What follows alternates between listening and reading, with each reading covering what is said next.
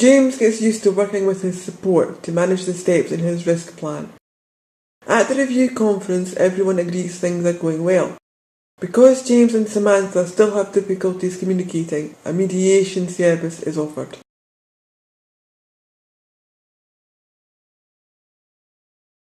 Pat believes James is able to manage without further input from her and stops by to discuss this with James. Well, it sounds like you and Peter and the team are really getting on top of things. Yeah, we've made the adjustments and it's up and running and it's good, yeah. And you're still being careful how much money you take out with you when you see Kate? Yeah, no card, only cash. You feel okay about that? That's alright, yeah. Okay. I've really enjoyed working with you. I hope it's been helpful.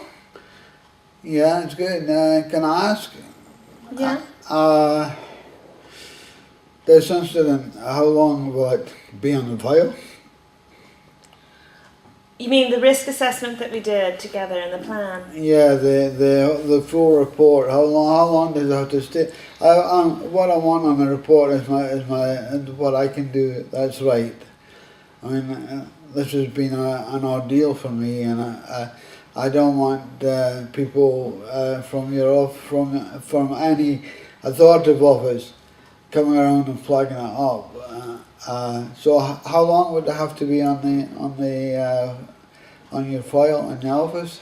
Well, because it's important to know what a person's been through. We do keep the file. We keep it for about 20 years. Right. But what I hear you saying is that you want how well you did with the plan. Well, I felt I was resilient. Yeah. You know, I mean, there were problems.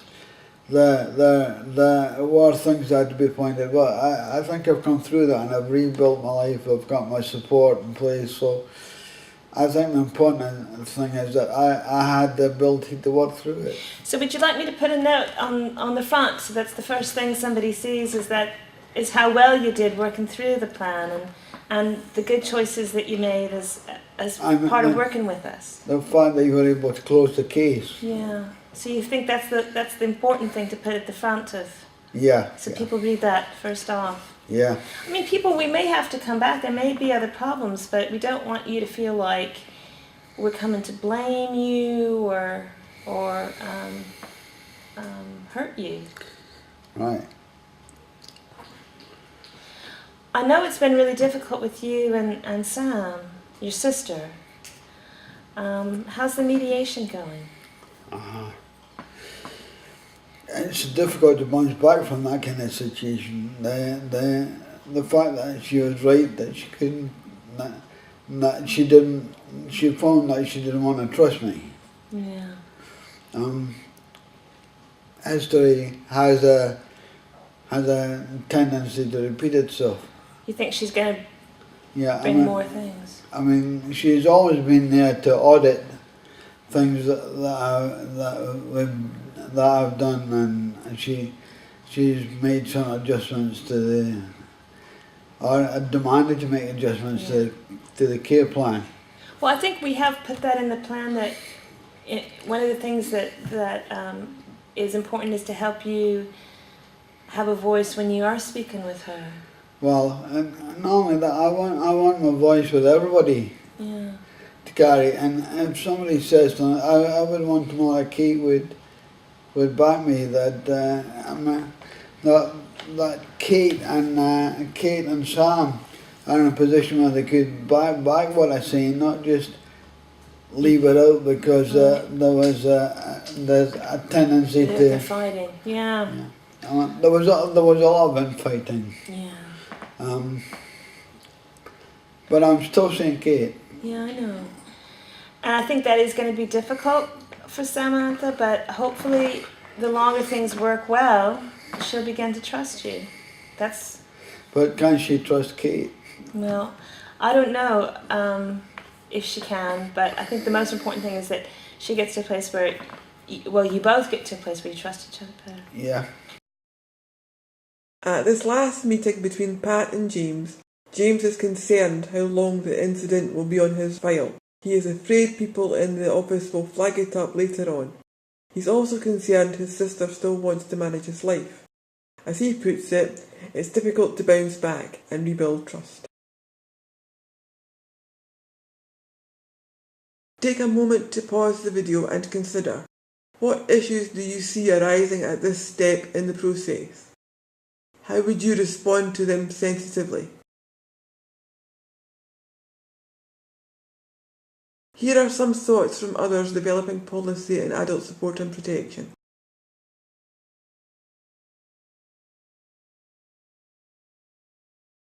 I think this slide, I think what you're looking at here is you're moving from a victim to a survivor type of move, aren't you? I think the bit about how long you're going to be on a file is sort of, it's the concrete thing. I think, like you say, you have to be on the file because it might happen again or whatever.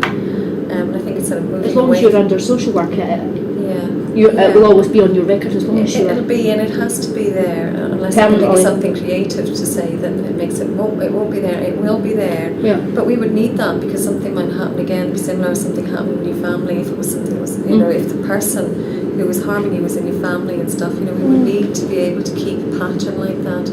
But that doesn't mean that you can't move on from being like a victim to survivor in your life. So that has to be challenged and has to be worked on. It's almost like doing a good ending, as you say.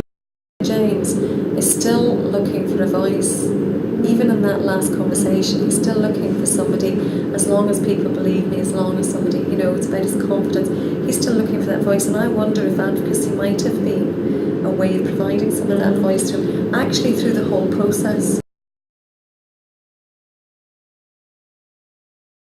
Perhaps as well, as time goes on, the person who's been harmed might develop some trust in the person who's investigating, who they're speaking to, and be able to maybe think, maybe I need to open up a little bit, But I think to have that trust, I think he was talking about people being honest with the social worker.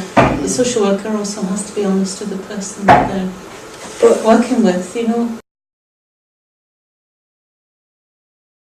The thing that people don't often work through is that they need to know what they would do and who they would get and how they would get in touch with that person. Same thing for James there. If you're going to be closing the file, and if he's going to be, he could write a letter to the file. There was lots of things that I could think of in there that he could actually say, I've done really well. I hope this is my last contact with statutory agencies because I now know how to protect me. Something like that would really maybe give him the opportunity of putting something very personable that makes a statement that he's trying to make there. I don't want you in my life anymore. Push in the file, right? And push in the file. Well, do you know what I mean? Because it's sort of like it's a, people say if you've got a problem, write it down or something. It's that kind of cathartic, I suppose, but it's got a point that you're opening a file and you're saying, if I got a file like that, I would be delighted to see a letter like that, because actually for me, I'm not talking about or working with the level of resistance that we were talking about at the beginning of the conversation. I have somebody here who knows about adult protection, who's been through it, but actually has managed to get to a position where they felt quite comfortable and they were doing fine. So thank you very much. I'm managing on my own. So one letter like that to me would tell me a huge amount about the person's motivation, about where they're at, about how independent, how empowered they were, and about that would be the end of a positive process for me. Plus they had moved from being a victim, all these things are happening to me, to somebody who had a situation in the past, and actually now I've got an experience that I can draw from. People who access services who contributed to our research had these suggestions. Living with constraints and loss needs support. Grieving loss takes time. Time to realise what's being grieved and what is needed to work through it. Resources should be developed and offered to do this. Help should be offered to build connections, take opportunities, have things to look forward to. The person may want to share what they've learned through the process with others facing a similar one. Opportunities to do this should be developed. The person should know they can get back in touch if concerns come up. If a person has an advocate through the process, ways to continue their support should be considered. The person should have a way to give feedback that won't jeopardise relationships or resources.